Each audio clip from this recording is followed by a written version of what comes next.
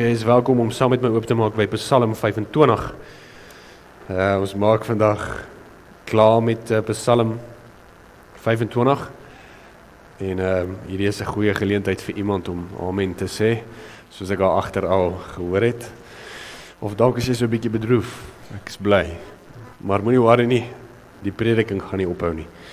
Ons is klaar met Psalm 25. Dit het gevoel soos 'n lang marathon. Psalm 25 het 'n reeks temas bevat. Die temas is temas wat ons in ons geloof inkorporeer. Dis ook temas wat ons geloof definieer. So Dawid het in die middel van 'n krisis, het hy vir ons eintlik gewys, hoe lyk 'n Christen? Wat is 'n Christen veronderstel om te glo en hoe is 'n Christen veronderstel om te reageer? Hy het 'n klimaks bereik in die laaste paar verse van so 16 tot 19, 15 tot 19, waar hy gesê het, in die middel van sy krisis gaan dit oor om jou oë op die Here te hou. Ons is baie keer in ons eie stryk, maar ons moet kyk na die Here selfs in moeilike krisisse. Baie keer is dit ons self wat struikel, maar as ons struikel moet ons nog steeds kyk na die Here. En dan wanneer ons na die Here kyk, dan kry ons, ek kan nou maar sê, sekere voordele. Die Here kyk terug, en die Here hoor, en die Here reageer, en die Here tel op, en die Here troos, en die Here versterk. So my verantwoordelikheid is om te sê, ek wend myself tot Christus, en ek vertrou die res aan hom toe. En dit is 'n mooi konsep, want as ek moet dink dat elke krisis van my afgehang het, sou dit my ongelooflik senuweeagtig gemaak het. As ek alles op myself moes neem. Maar hier in Psalm 25 sien ons dat ons werklik nie alles op onsself hoef te neem nie, want God is 'n God wat persoonlik is. Die Here is 'n God wat betrokke is. En die Here is 'n God wat persoonlik betrokke en naby is. En nou kom hy aan die einde van Psalm 25 en ons lees vanaf 20 tot 22 en hy sê die volgende. Ek lees vir ons. Vers 20 tot 22. Beskerm tog my lewe en red my. Laat my nie beskaamd staan nie, want ek skuil by U. Mag onskuld en opregtheid oor my wag hou, want ek wag op U. Bevry Israel, o God, van al sy benoudhede. Ek wil hê jy moet vandag, sommer so in die begin, wil ek hê jy moet iets weet, voor ek begin met die preek, want anders gaan jy my verkeerd verstaan, en dan gaan jy dink, ek vat jou aan, maar dis glad nie. Daar is sekere goeders wat die Bybel beskryf, ons sien dit ook in die bergrede. Ons praat van, moet nou verlore gaan as ek hier twee terme gebruik nie, ons praat van indikatief en imperatief, nee. Indikatief kom van die Engels, indicative, dit wys iets uit, en dan imperatief beskryf iets, nee. So indikatief sê byvoorbeeld die tafel is hard. Imperatief is 'n beskrywing en sê jy moet die tafel nou vat. En so hierdie laaste gedeelte is ook maar eintlik 'n beskrywing. Dis nie 'n bevel nie. Dis 'n beskrywing, opregtheid, en soos jy kyk in vers 21, onskuld en onregtheid is nie 'n bevel nie. Jy kan nie kies om opreg te wees nie. Opregtheid is deel van jou natuur. Dit vorm deel van jou natuur. Dit vorm en dit ontwikkel in jou. Opregtheid is meer van eienskappe as wat dit eerder dade is. Daar kan opregte dade wees, maar op die einde van die dag, as jou hart bedrieglik is, gaan 'n meerderheid van jou dade bedrieglik wees. As jou hart skynheilig is, gaan 'n meerderheid van jou dade skynheilig wees. So ek sê nie vandag vir jou, jy moet klomp Christelike goed gaan doen nie. Dis nie wat ek sê nie. Ek probeer nie vandag se boodskap gebruik om jou te manipuleer om in die kerk te sit nie. Ek glo, as ek 'n ou kan manipuleer in die kerk in, dan kan ek hom ook uit die kerk uit skrik. Jy kom kerk toe, nie omdat ek jou manipuleer nie, maar omdat iets van jou hart uitroep tot die Here. Dis hoekom jy sit. En hierdie gedeelte van opregtheid beeld dit uit. So ek wil vir jou weer eens sê, sommer so in die begin, dat ons nie mekaar misverstaan nie. Hierdie preek gaan nie oor wat jy nog moet doen nie. Dit is nie 'n lys van moets en moenies nie. Ek wil net vir jou wys, dat as jy opregte geloof het, sal die moets en die moenies van self kom. Verstaan ons dit? As jy opregte geloof het, sal dit wat jy doen volg. Opregte geloof bring opregte dade. Dit is wat hierdie gedeelte vir ons uitbeeld. Want kerke is vol manipulasie. Ons weet ook, hulle sê so in die laaste dae, mense wil gestreel word in die ore. Kerke sit vol mense wat goed wil hoor, maar die probleem dan, hulle hoor dit, maar nooit word die geloofsaak aangespreek nie, die hart kwessie. Ons sit hier so egter vandag, want ek wil hê ons moet kyk na ons harte en na ons geloof, nie na ons dade nie. Ek gebruik altyd die voorbeeld in ons Bybelstudie. Ek praat van 'n boom en ek praat van 'n vrug. Daar by my is daar so 'n suurlemoenboom met die grouwe skil, en toe ons net daar so ingetrek het, toe het die boom klein vrugte gedra, en as jy hom oopbreek uit die grouwe skil uit, mos hy skil mos maklik. En toe as jy hom oopbreek, is die vrug nog, dis die suurlemoen nog kleiner, hy is nie eers suur nie, hy is nie eers 'n lekker iets om te eet, hy het nie eers selletjies nie, soos of jy 'n stuk seening kou. Maar toe kom ek agter, die rede hoekom die boom so is want die wortel was nie gesond nie. Hy het nie water gehad nie. Ons moes hom baie water gee en dalk bietjie oor om hom oopgrou en kunsmis ingooi, nê. 'n Gesonde wortel bring gesonde vrug. 'n Gesonde geloof bring gesonde dade. Verstaan ons? Jy kan nie sê ek moet my vrugte verander as jou wortel vrot is nie. Jy kan nie sê ek moet beter optree as jou geloof nie reg is nie. Jou dade gaan vir jou wys waar die hart is. Dit gaan vir jou wys. So ek wil vir jou sê, ek spreek nie jou vrugte aan vandag nie. Ek spreek jou wortel aan. Want daar waar die hart is, daar sal die dade ook wees, of die skat wees. Daar waar die skat is, daar is die hart, daar waar die hart is, daar is die dade. So kom ons begin eerstens gou met 'n vinnige definisie van egte geloof of opregte geloof. Net sodat ons weet, ons praat van dieselfde ding. Egte geloof is nie net verstandelike erkenning nie. So met ander woorde, egte geloof is nie net om te sê, ek glo in die Here Jesus nie. Dis nie net om dit te sê nie. Jy kan dit sê. Die duiwel glo ook in die Here Jesus. En hy gaan tog nie hemel toe nie. Egte geloof is ook nie net om net die regte goed te doen nie. Want ek weet van ateïste en moslems wat die regte goeders doen. Maar hulle gaan nie die ewige lewe behaal nie. Egte geloof is 'n lewensveranderende vertroue, met ander woorde, jy vertrou God dat dit jou lewe en jou dade verander. Dis egte geloof. Egte geloof is om te sê, ek vertrou God tot so 'n mate dat alles om my, my dade om my gehoorsaamheid, my toewyding, my liefde, dat al hierdie goeders verander. Dis egte geloof.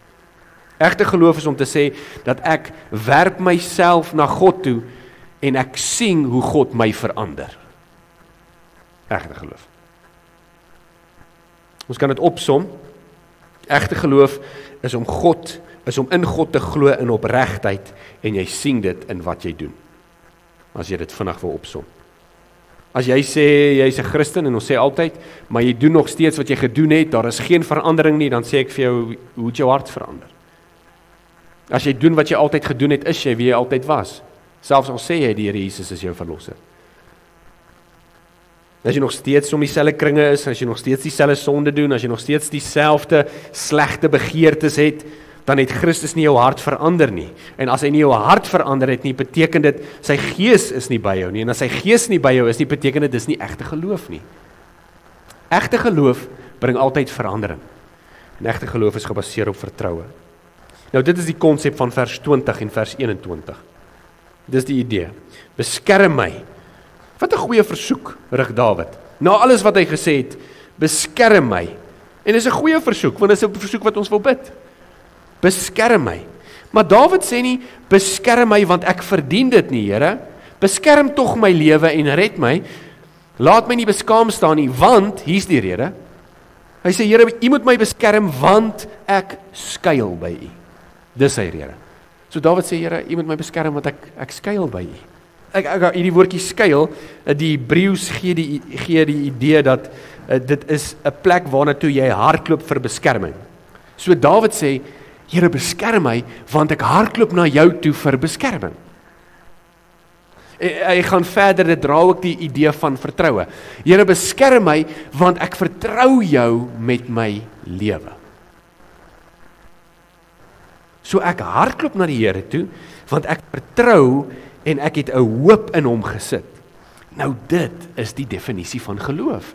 So wat Dawid eintlik sê is, Here, omdat ek in U hoop, omdat ek U vertrou, omdat ek U glo, beskerm my. Dis wat hy sê. Kom ek herinner jou van die definisie van geloof in Hebreërs 11:1. Geloof is 'n sekerheid van die dinge waarvoor gehoop word. Dawid het soveel hoop in die Here, dat hy vrymoedigheid kan neem om die Here te vra om te beskerm. Hy beskerm my, omdat ek in hom hoop. Met ander woorde, op grond van sy egte geloof, dit is hoekom ek redding kan kry. Dis wat Dawid sê. Op grond van my egte geloof, dit is hoekom ek redding kan kry. Egte geloof. Goed, so hier kom die toets. Vers 20 is 'n uitdrukking. Vers 20 is 'n uitdrukking van ware geloof. Omdat ek glo, kry ek redding. Ons is gered deur geloof alleen, nê? Geloof alleen. Dis 'n uitdrukking van geloof. As jy jou geloof moes definieer, sou jy sê, ek is gered omdat ek glo in die Here Jesus. Wat is glo? Ek hoop en ek vertrou en ek skuil by hom met my siel tot so 'n mate dat my lewe verander. So Dawid sê, Here, U red my want ek glo. Dis wat hy sê. Het jy geweet jou redding is afhanklik van jou geloof? Vers 20 is 'n uitdrukking van ware geloof. So nou, hoe weet jy of jy egte geloof het? Want dit is eintlik maar 'n vraag wat ons gereeld, ek hoor mense gereeld vra. Nou kom ek vra jou 'n paar vrae en dan antwoord jy by jouself. Dis 'n self-evaluering. Dit is maklik. Dis multi-choice. Ja of nee. Of is waar en vals. Waar en vals. Nee. Ek gaan jou die vraag vra en dan antwoord jy in jou denke. Het jy 'n begeerte, 'n hartsbegeerte, om God te ken? Om hom te ken? Of aanvaar jy hom net as vanselfsprekend? Nee? Het jy 'n begeerte om God te ken? Het jy 'n begeerte dat hy jou moet ken?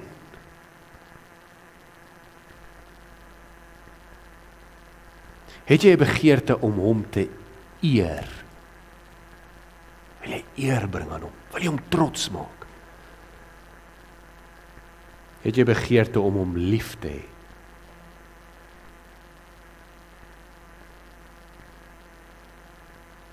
Het jy begeerte om hom te gehoorsaam? Ek vra nie of jy dit reg kry nie.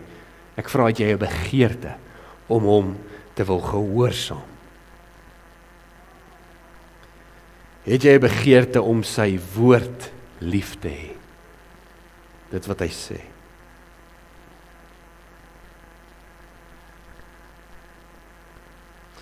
Het jy 'n begeerte om sy kerk en sy mense lief te hê? Sy kerk en sy mense. Nou, as jy ja geantwoord het, wat ek glo julle het, dan het ek vir jou nog een vraag. As jy nie hierdie begeertes het nie, dan wil ek vir jou sê, dit kan 'n geloofsprobleem wees. Dit kan 'n geloofsprobleem wees. As jy nie 'n begeerte het vir jou vrou of vir jou man nie, is dit 'n huweliksprobleem. Jy het 'n begeerte vir jou man of vir jou vrou. Ek praat nie van 'n seksuele begeerte nie, ek praat van 'n begeerte om haar te ken, 'n begeerte om haar lief te hê, selfs al gee sy vir jou grys hare.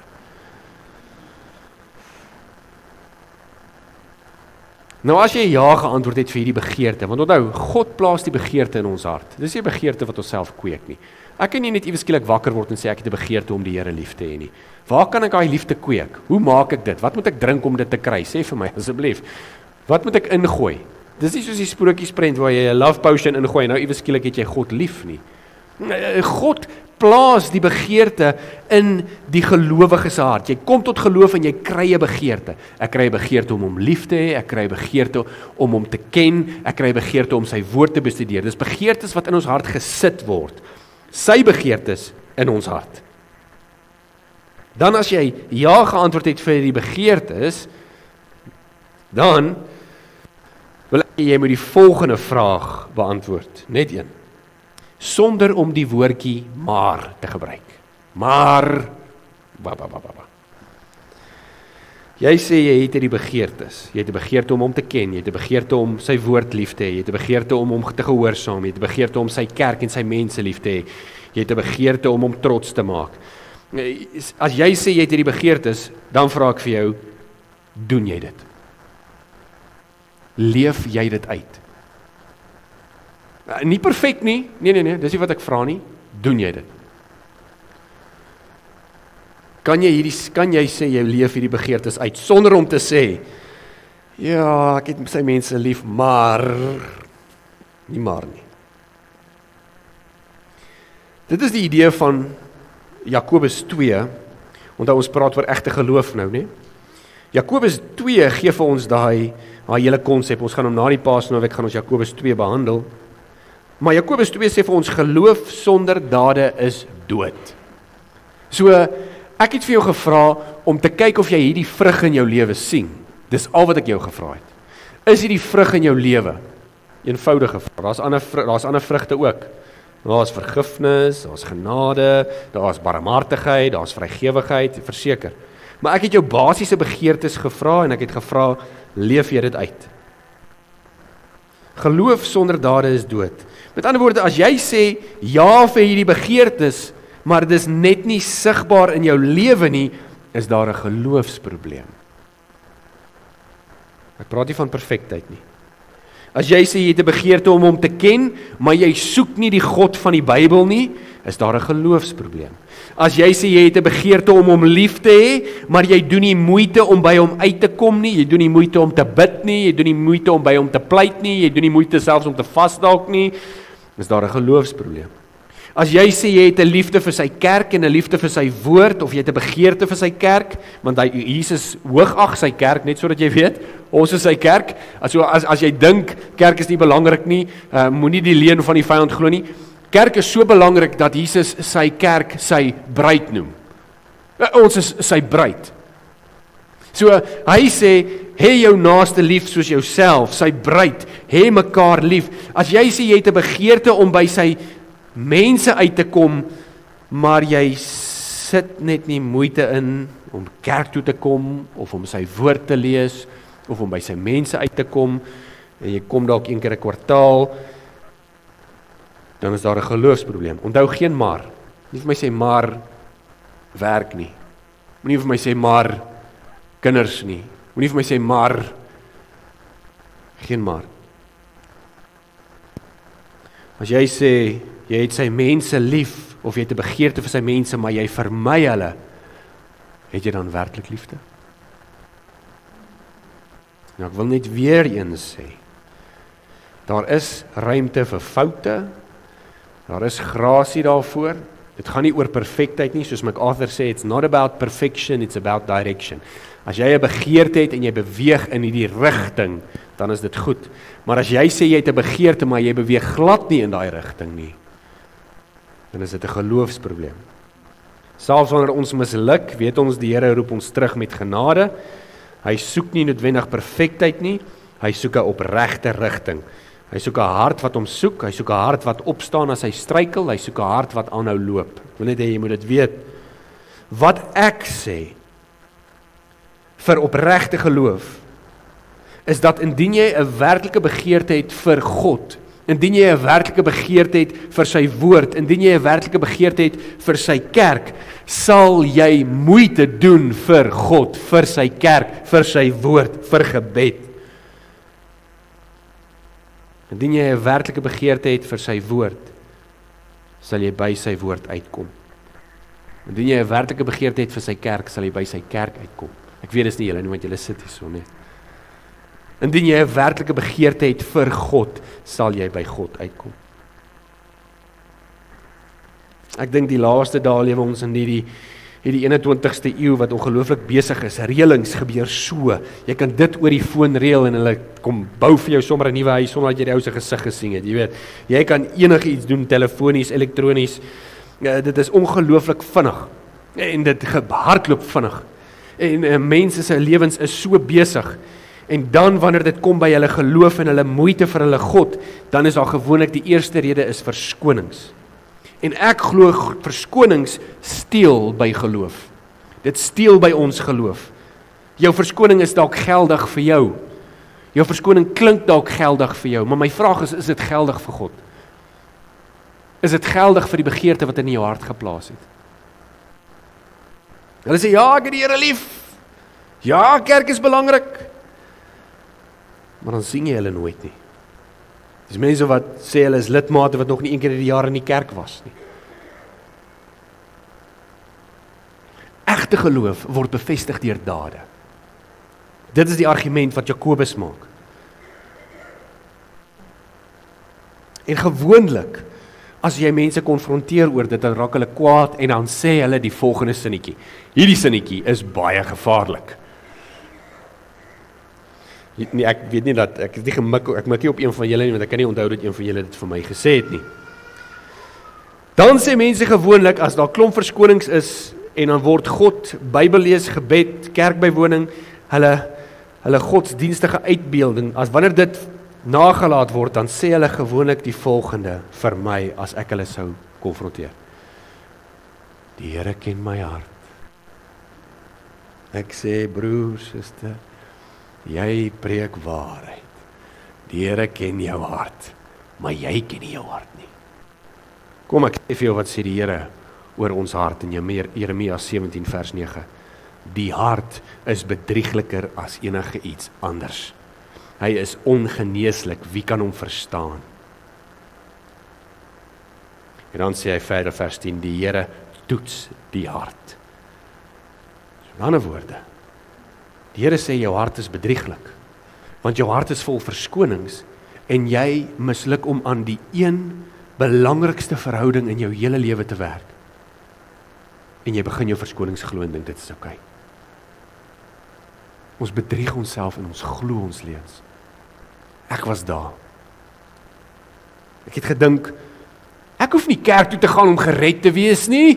Ek hoef nie elke dag te bid om my redding te bevestig nie. Ek hoef nie, ek kan lief hê wie ek wil. Nee. Maar min wetend ek, wat ek eintlik sê is, ek regverdig my verkeerde dade, want iets is fout met my hart. As jy werklik glo, dan sal jy moeite doen vir jou kerk, vir jou geloof, vir jou Vader, vir jou studie, vir jou gebed. Ek het my verkeerde vrug regverdig deur my flou verskonings. En ons bedrieg onsself. Nou kom ons wees eerlik. Nie een van ons wil onsself bedrieg nie. Jy wil nie sê, gister om vir jou beste vriendin vertel, vriendin, gister het ek myself bedrieg. Nooit nie. 'n Selfbedrog, ons het al daaroor gepraat, maar in terme van lering, maar selfbedrog, om jouself te bedrieg, beteken jy glo 'n leuen wat in jou gemanifesteer het en jy weet nie dis 'n leuen nie. Jy het 'n sluier voor jou oë en jy gaan aan. En dit is die probleem met dit, met leuns. Geloof wat bloot bely word, sonder ware vertroue, sonder gehoorsaamheid, sonder verandering, is 'n skynheilige geloof. Moenie jouself bedrieg nie. As jy sê jy glo, maar hierdie vrug van die woord is net nie in jou lewe nie, bedrieg jy jouself. As jy sê jy glo, maar jou geloof loop nooit oor na dade nie, sê Jakobus, bedrieg jy jouself. Dan word jy mors jou tyd. Jy sê jy glo, maar jou geloof is nie eg nie.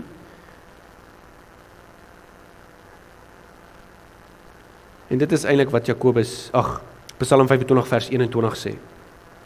En dit is hoekom Dawid dit sê, hy sê, mag onskuld en opregtheid oor my wag hou. Want dis wat jy wil hê in jou geloof, is dit nie? Wie soek nie opregte geloof nie? Wie wil nie onskuldig wees voor die Here nie? Ons almal wil opreg wees. Ons almal wil onskuldig wees. Maar dis nie iets waarmee ons wakker word nie. Dis Dawid bid, hy sê, Here, mag onskuld en opregtheid oor my wag hou. Met ander woorde, stuur dit. Stuur dit dat dit oor my wag hou. Dawid het hierdie begeerte om onskuldig te wees. Hy het hierdie begeerte om eg te wees. Egte geloof is 'n opregte hart. As geloof nie opreg is nie, is dit skynheilig. Dis die teenoorgestelde van opregtheid. Jy skynheilig. Egte geloof is mos, as jy nie egte geloof het nie, het jy mos skynheilige geloof. En skynheiligheid in die Bybel is dikwels wanneer iemand iets uiterlik bely, maar innerlik nie in lyn is nie. Dis skynheiligheid. Is wanneer jy sê jy glo, maar jou hart is afwesig.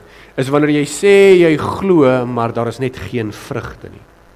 Jesus se woorde lei altyd hier by my in my ore in Matteus 15 vers 8. Hy sê, hierdie volk eer my met hulle lippe, maar hulle harte is ver van my. Egte geloof is nie net om jou mond te gebruik nie, maar dit is om jou hart te belê. Hoe lyk dit wanneer jy jou hart belê by iemand? Hoe lyk dit wanneer jy jou hart belê by jou vrou of by jou man? Ek kan jou sê hoe dit nie lyk nie. Sê nou maar jy werk weg en jy vat jou foon en jy bel jou ou oogbokkie en jy sê vir haar, "Hi my bokka." Sy sê vir jou, nee ek grap. Sy sê vir jou, sorry. Ag. En jy bel haar en jy sê vir haar, "My liefie, ek is lief vir jou." Nee. En sy sê, "Ai my liefie, ek is lief vir jou." Die eerste week wat jy wegwerk. Die tweede week, jy bel haar weer, "My liefie, ek is lief vir jou." My liefie, ek is lief vir jou, sê sy vir jou terug. En dan vra sy vir jou, "Wanneer kom kuier jy?" Binnekort, sê vir haar. Derde week, dieselfde storie, vierde week, vyfde, "My liefie, ek is lief vir jou." Maar wanneer sien ek jou? Wanneer hoor ek weer van jou? Wanneer kuier ons? Wanneer drink ons koffie? Wanneer gesels ons? Wanneer bou ons weer ons verhouding? Ek sien so baie mense vandag maak 'n telefoniese oproep en sê ek is 'n Christen. Maar as dit kom by hulle dade, is hulle nie naby hulle Christus nie. Christenskap, opregte geloof, dryf jou altyd tot dade. Altyd. En raai wat? Vir ou liefie, om by bokkie uit te kom, behels moeite. Dit vat moeite. Maar moet hy die 2 ure ry of die 5 ure ry en die tollike betaal en die wiele opblaas? Maar moet hy al die goeders doen? Dit eis moeite. Christenskap eis moeite, dit eis opofferings. Dit eis koue winter Sondagmôre. Dit eis party Dinsdae aande. Dit eis om jou te onttrek wanneer almal sit en drink. Dit eis om in jou binnekamer in te gaan en om te bid voor die Here. Dit eis om jou woord te vat en om te lees wanneer ander mense TV dalk kyk. Dit eis moeite. Maar hy is die moeite werd, sê ons. Ware geloof, wat ek vir jou probeer sê, wat Jakobus vir jou probeer sê, opregte geloof het altyd dade wat volg. En dit is wat Dawid bedoel wanneer hy sê, ek soek opregte geloof. Ek soek opregtheid wat my moet oorheers. Ek wil by die Here skuil, maar met 'n opregte hart. Ek wil nie net 'n oppervlakkige verhouding hê nie. Ek wil nie myself bedrieg nie. Ons weet nie wanneer ons self bedrieg is nie. Ons weet nie. As jy opreg is, sluit dit aan by wat jy doen. Die Engels praat van the proof is in the pudding. Ek soek hom, ek eet daai pudding, ek kry daai proof nie. Hulle sê the proof is in the pudding. Jou opregtheid word gemeet aan die vrug wat jy lewer. Vir die wêreld is dit nonsens. Vir die wêreld is dit maak nie sin om iemand te vergewe wie jou seer gemaak het nie. Vir die wêreld is dit simpel om te dink dat jy vir arme mense moet kos gee. Die wêreld verstaan nie hoe jy mense kan lief hê en saam sit in 'n gebou en sing tot 'n God nie en eintlik jou tyd hierso bestee nie. Die wêreld verstaan dit nie. Maar jy doen. En jy weet, dis moeite, maar nie moeite om te sê, ag, tog, kerk.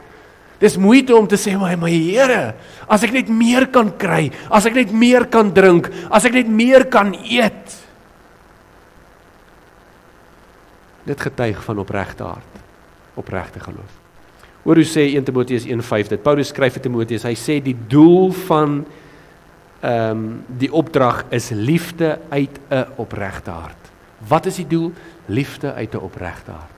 Is daar nie 'n mooiste liefde as jou vrou werklik vir jou sê, ek het jou lief deur dik en dun, deur arm en swaar, deur siekte en gesondheid nie? En as jou man vir jou sê, deur al die goeders bly ek ook lief vir jou, jy gaan sê, ja, dis opregte liefde. En dis hoekom Paulus ons waarsku in 2 Korintiërs 13:5, hy sê, ondersoek jouself of jy in die geloof is. Hy sê, doen dit. Ondersoek jouself. Hoe gaan jy jouself ondersoek? Ek sit in die kerk. Ek sing halleluja. Ek het nou al gekom dat ek my hand tot by my skouer kan opsteek. Ek het nou al iemand gaan groet wat daar voor sit. Is dit hoe jy jou geloof ondersoek? Of maak jy soos Jesus en sê, jy herken die boom aan sy vrug? Kyk die vrugte wat in jou lewe is. Kyk jou betrokkenheid vir jou geloof. Kyk of jou geloof oorspoel na jou dade toe. Want jy kan jouself bedrieg, ek kan myself bedrieg. Die slegste plek vir my om te wees is as ek hierso sit in 'n kerk en ek hoor die woord gepreek word en ek dink ek is gered, maar eendag staan ek voor die Here en die Here sê net vir my, ek ken jou nie. Die slegste plek, as ek hier in die kerk sit, ek gaan aan met my lewe, ek gaan aan met my reëlings, ek gaan aan met my werk, ek wil myself bevorder, ek wil sukses behaal, ek wil pensioen en anniteite kry, ek wil al die goeders in plek kry, ek gaan aan met my lewe, maar eintlik wat ek sê is net, ek is so besig, want ek het hierdie flou verskonings, en Jesus is heeltyd in my onderbewussyn, ja, ek's 'n Christen, ja, ek bely hom, ja, ek sit in die kerk, ja, 1 keer 'n week lees ek Bybel, jy gaan aan met jou lewe, jy's so besig, en Jesus, soos ek sê, is in jou onderbewussyn, maar hy's net nie in jou hart nie. Geloof is nie 'n kopsaak nie. Dis 'n hartsaak. Hier's van julle wat hier sit wat geroep word vir diens. Hier's van julle wat hier sit wat geroep word om iets vir sy koninkryk te kan doen. En dan gewoonlik wanneer ek met mense sou gesels, sal hulle sê, maar, dan sê ek nie 'n maar nie. Nie 'n maar nie. Daar is voorskrifte. En as jou hart by die Here lê, sal jy daai voorskrifte getrou wees. Jy sal wil reageer.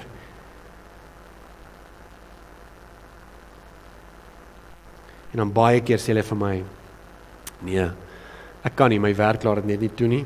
Ja, ek het miskien die vaardighede en die talente en die gawes om dit te doen, maar ek kan nie, ek kan regtig nie, ek kan nie dien nie. Dan vra ek altyd 'n vraag by my, of ek sê, as jy, dan werklik sê jy kan nie, maar jy herken jy die gawes en die talente. Wie is die een wat die gawes gee? As dit dan God is wat die gawes gee, hoekom sal hy jou 'n gawe gee en jou in 'n posisie sit waar jy net jou gawe kan gebruik nie? Jesus praat hier oor, nê. Hy praat hier oor in die gelykenis van die mense wat die mans wat die talente gekry het. Een het 5 gekry, een het 2 gekry en een het 1 gekry, nê. Hy was 'n eienaar gewees en hy het vir sy slawe talente gegee. Talente is tipe van 'n geld, maar dit sin speel so mooi want dit kan ook verwys na gawes. So vir die een slaaf het hy 5 gawes of talente of muntstukke gegee. Vir die ander slaaf het hy 2 gegee en vir die ander slaaf het hy 1 gegee. En die man gaan toe weg, die eienaar gaan toe weg vir 'n ruk. Dis nou Jesus wat weg is. En toe hy terugkom, toe konfronteer hy en hy vra vir die man met 5, wat het jy gedoen met wat ek jou gegee het? En die man met 5 sê, ek het dit verdubbel. Hy sê, mooi, mooi, jy het my goed verdubbel. En hy vat dit.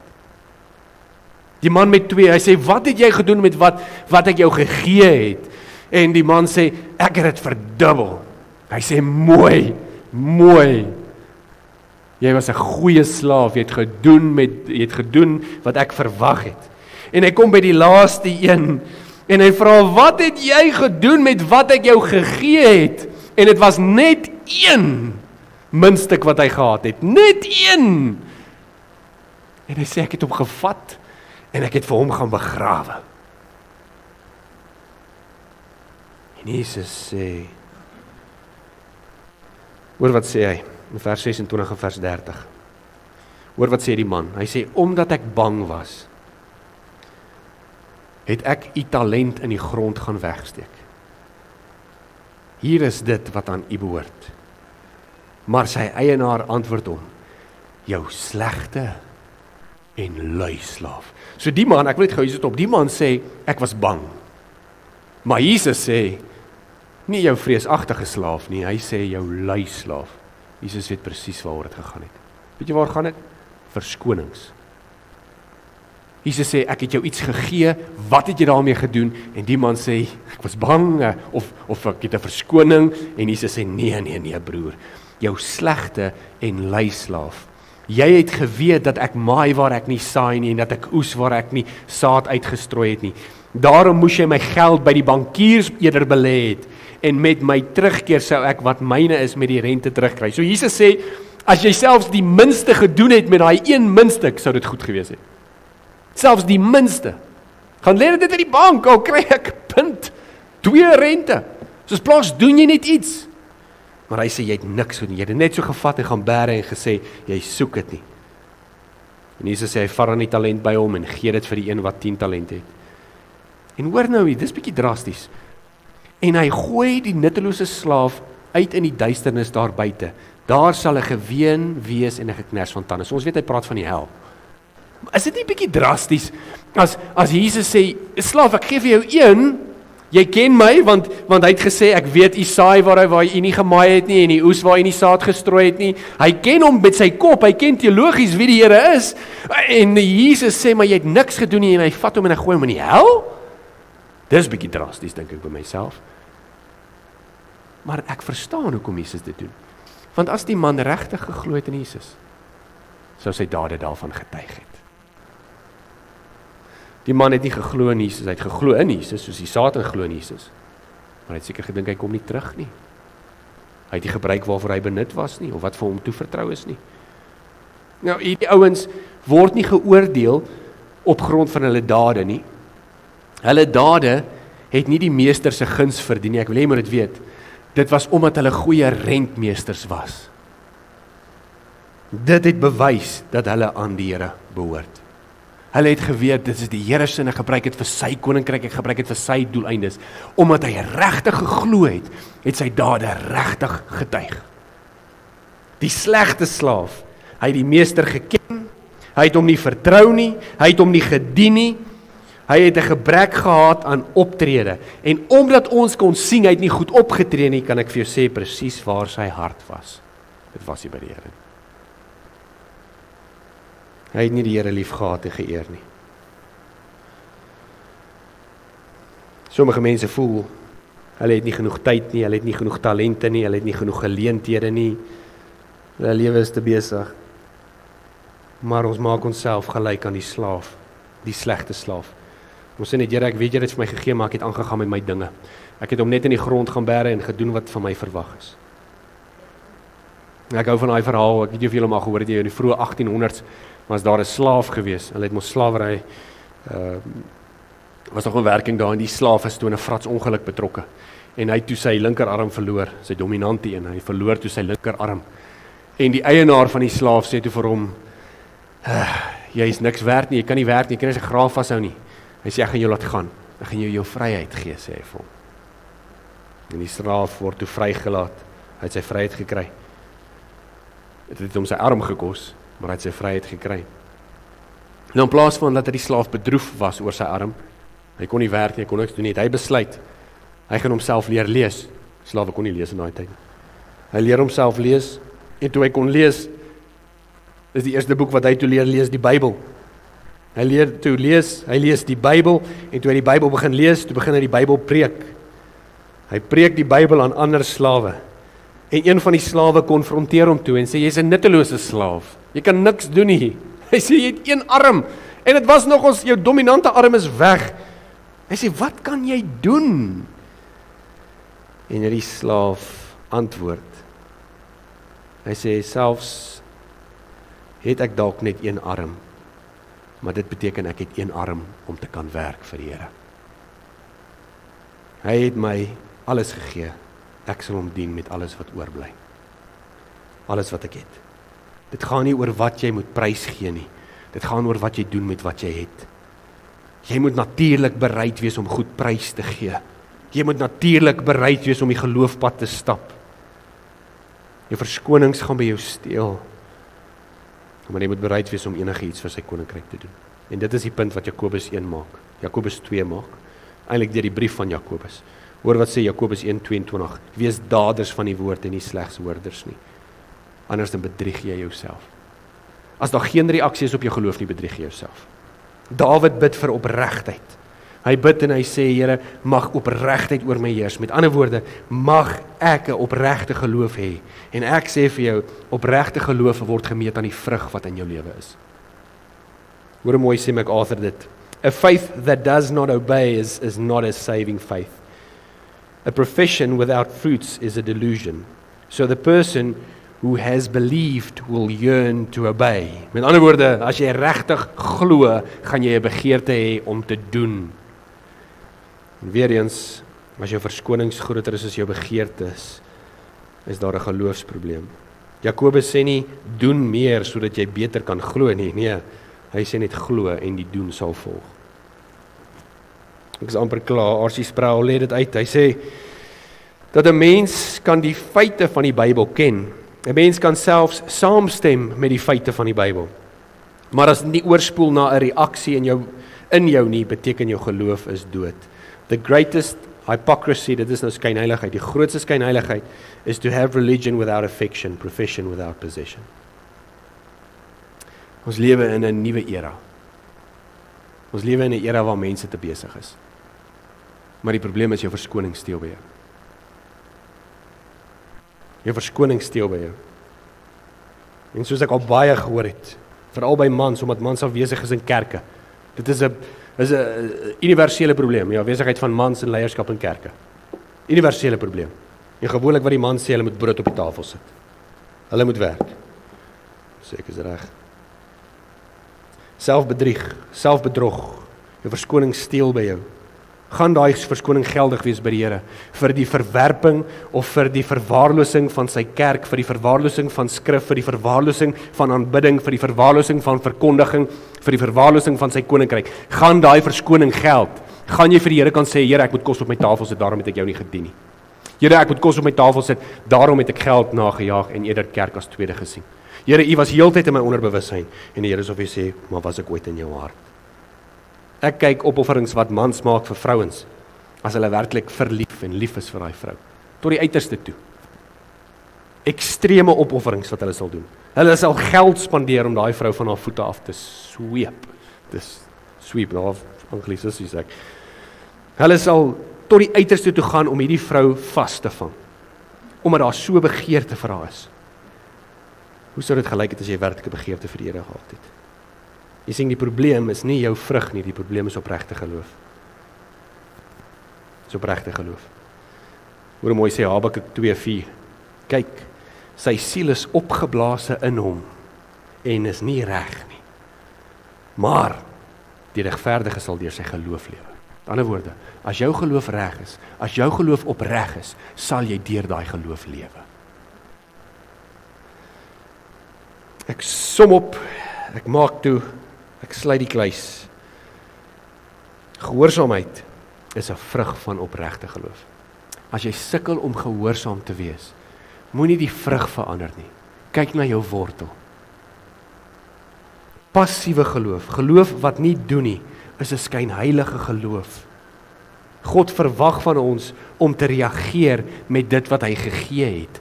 Anders sou hy nie dit vir jou gegee het nie. Hy verwag nie net 'n intellektuele verhouding nie, maar 'n hartsverhouding. So ons vra onsself, waar is ons in ons geloof? Is dit opreg? Is dit lewendig? Soos Dawid in Psalm 25 skryf, mag ons dit dan ook bid. Mag opregtheid oor my wag hou, want ek wag op U. Laat dit ook ons gebed wees. 'n Lewe van geloof wat nie net bely nie, maar wat beweeg. Kom ons bid.